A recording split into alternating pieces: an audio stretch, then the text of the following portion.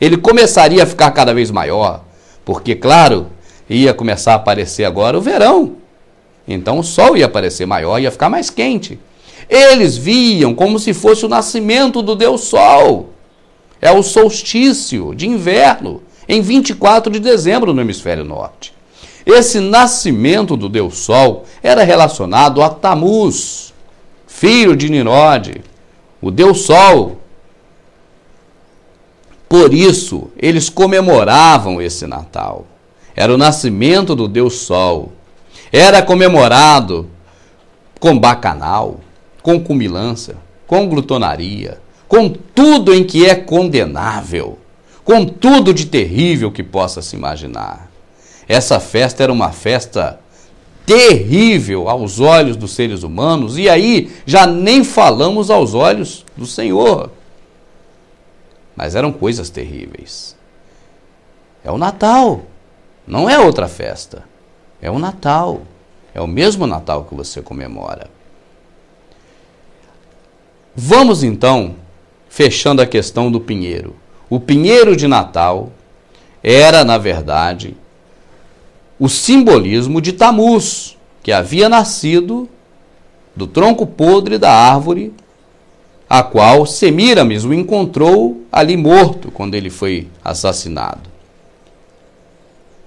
E os enfeites que se faziam na árvore de Natal, eles eram realçados também pelas mulheres, nelas próprias.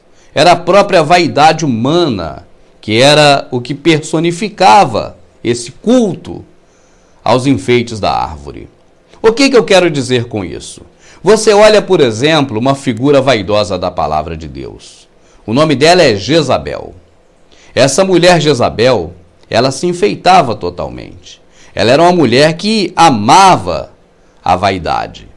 Tanto que antes dela morrer, quando ela sabia que Jeú estava vindo e que o fim dela estava ali naquele momento, e o que aconteceu com Jezabel? Ela sabia que ia morrer, mas ela fez um último pedido. Não foi um cigarro.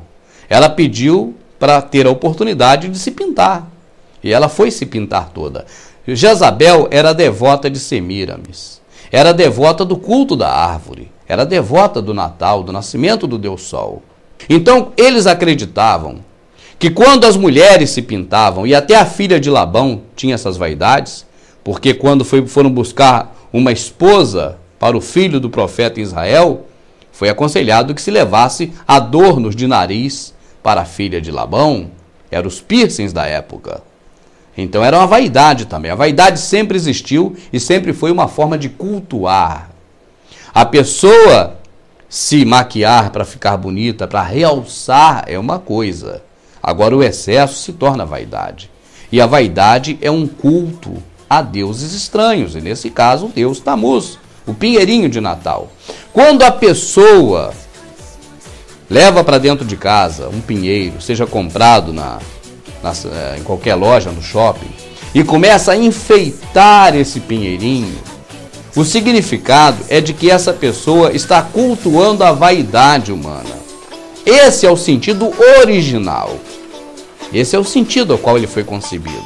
Então, a árvore de Natal, condenada por Jeremias, a árvore de Natal que Jerubaal contendeu contra ela, a árvore de Natal que significa o nascimento do Deus Sol, a qual sobre ele é feita as festas de bacanal, e que acontecem coisas terríveis como as sacerdotisas bebendo sêmen dos homens que ali estão, e coisas mais horrendas e horrendas que você pode imaginar.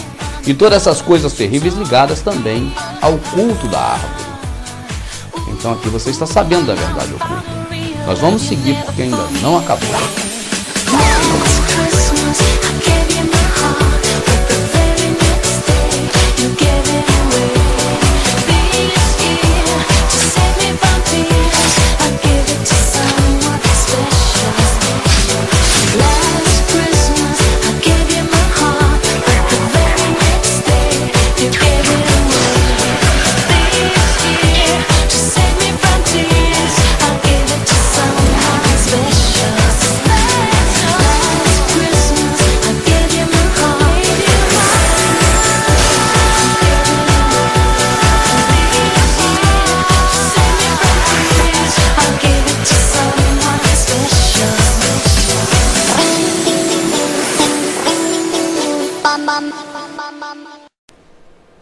E neste último segmento nós vamos aqui então enfocar a questão da festa em si.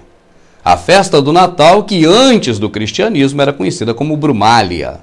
Brumália era uma festa em que o principal homenageado era Tamuz, na figura do deus Baco. E então aconteciam-se as glutonarias e também os bacanais. Essa festa da Brumália, que ocorria dia 25 de dezembro, ela era o ponto máximo de uma outra festa, a festa ao templo de Apolo, feito já pelos romanos antes do cristianismo.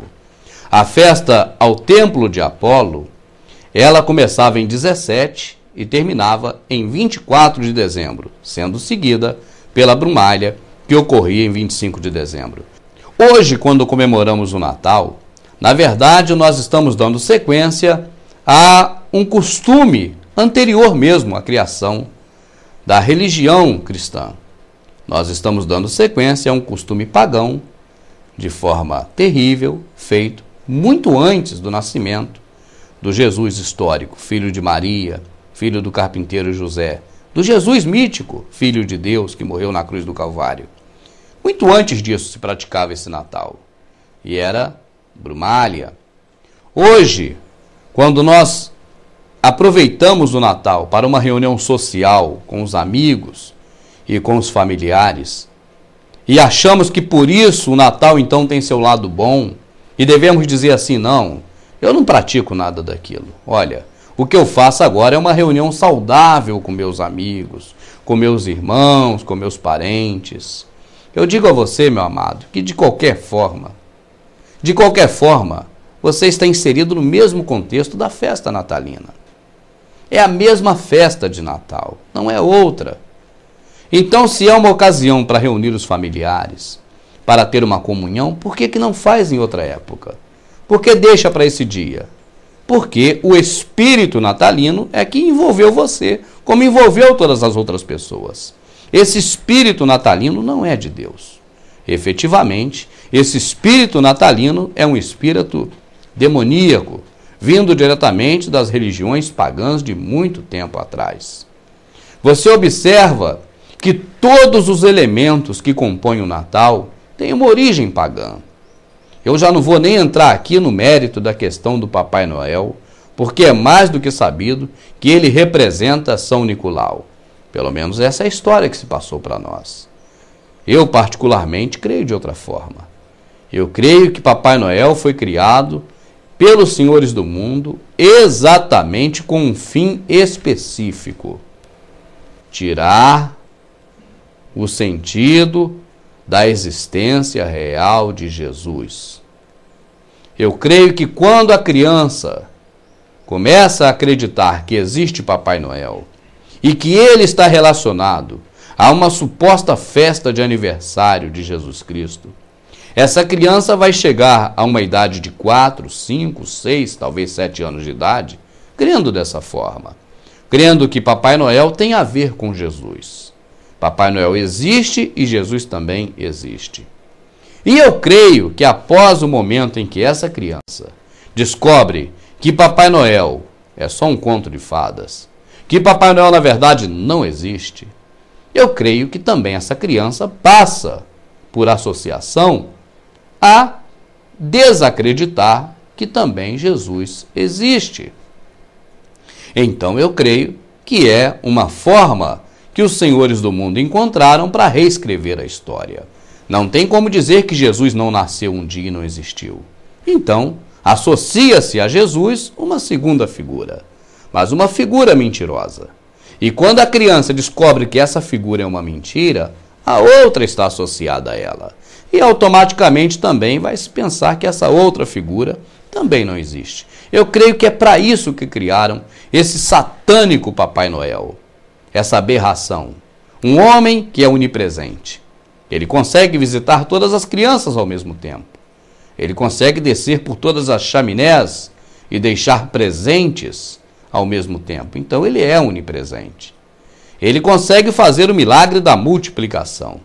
Porque o saco do Papai Noel é de brinquedo, nós já sabemos, essa é uma piada velha. O Papai Noel não tem filho porque o saco é de brinquedo. Essa é uma piada velha. Mas o saco do Papai Noel é pequenininho. E como é que pode um saco pequenininho caber tantos presentes? É porque ele faz o milagre da multiplicação. E as semelhanças com o Senhor Jesus não param por aí. Eu não vou continuar com esse assunto, porque eu tenho nojo do Papai Noel. Sempre tive. Eu tenho nojo dos enfeites de Natal. Eu quase vomito quando eu vejo. Eu tenho nojo, mas nojo mesmo. Enfeites de Natal me dão nojo. Mas não se abisme não, meu amado, de ver igrejas por aí que chamam de igrejas enfeitadas com o Natal, não. O Senhor não é aquele que habita em templos feitos por mãos humanas. Então, se essa igreja está enfeitada, está tudo certo, não tem nada errado nisso. Errado, se for o caso, é você que fica frequentando esses lugares, que eu acho que não deveria frequentar. Então, aqui mais uma vez, quando eu falo de coisa que eu tenho nojo igual Papai Noel, aí eu acabo até perdendo o fio da meada. É verdade.